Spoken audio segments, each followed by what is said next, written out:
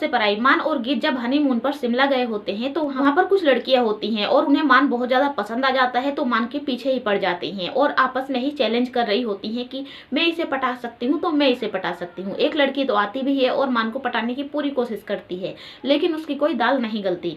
और वहीं उसके बाद से एक लड़की तो पानी में ही कूद जाती है, जो वहां पर स्विमिंग पूल होता है उसमें कूद जाती है।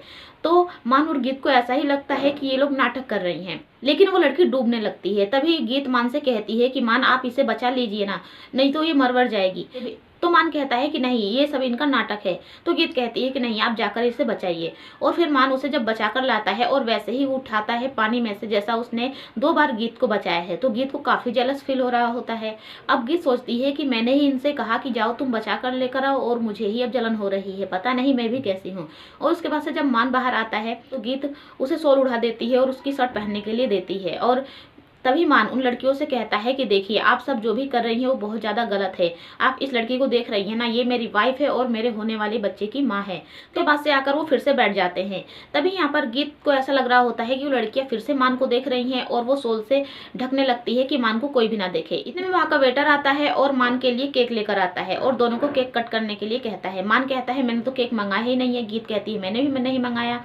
तभी गीत कहती है चलो कोई नहीं। तभी वो कहता है कि यहाँ के मैनेजर साहब ने आपके लिए भेजा है। तो मान कहता है मैनेजर इतना ख्याल क्यों रख रहा है। और फिर गीत कहती है चलो कोई नहीं, हम केक कट करके खाते हैं। फिर दोनों केक खाने लगते हैं, लेकिन मान के दिमाग में अब ये घूम रहा होता है कि आखिर ये केक किसने भिजवाया। वहीं अब ऐसा लगता है कि इन दोनों को कोई दूर से ही देख रहा है छुप छुप कर। तो मान उधर जाता है तो वहां पर कोई नहीं होता है।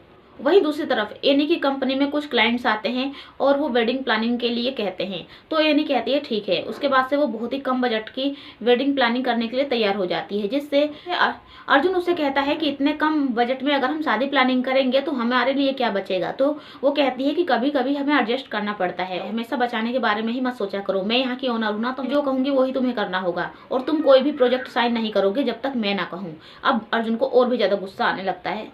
वहीं अब गीत मान से कहती है कि मान मुझे कुल्फी खानी है। तो मान कहता है ठीक है और वो वेटर को बुलाता है, लेकिन वो कहता है कि यहाँ पर तो पिस्ता कुल्फी हम लोग बनाते ही नहीं है।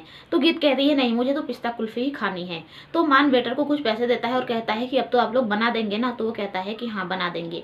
इतने में अब दादाजी का फोन आ जाता है। मान घबरा जाता है कि अरे देखो, 2 दिन से हमने दादाजी से बात भी नहीं की, दादाजी कितना डांटेंगी मुझे। और वो गीत को फोन देता है, कहता है कि लो तुम फोन रिसीव करो। गीत कहती है अगर मेरे फोन पर आता ना तो मैं रिसीव कर लेती, लेकिन ये आपके फोन पर आया है तो आप रिसीव करो। तो मान कहता है तुम अपना फोन क्यों लेकर नहीं आई। तो गीत कहती है मेरे फोन पर केवल आपका फोन आता है और मैं आपके साथ हूँ, तो मुझे फोन लाने की जरूरत ही क्या है। और कहती है कि जल्दी से फोन रिसीव करो वरना फोन कट हो जाएगा, फिर दादी और भी ज्यादा नाराज होंगी। तभी मान फोन रिसीव करता है तो दादाजी बहुत डांटते हैं कि आप लोग सही से पहुंच गए नहीं पहुंच गए, इस बात की आप दोनों को खबर तो करनी चाहिए थी कि वहां पर जाते ही भूल गए। तो मान कहता है कि सॉरी दादी। उसके बाद से मान गीत को जल्दी से फोन पकड़ा देता है। अब गीत कहती है कि हाँ दादाजी यहाँ पर सब कुछ ठीक है। दादाजी पूछती है कि आप खुश तो है ना। गीत कहती है हाँ दादाजी, बहुत ज्यादा मजा आ रहा है।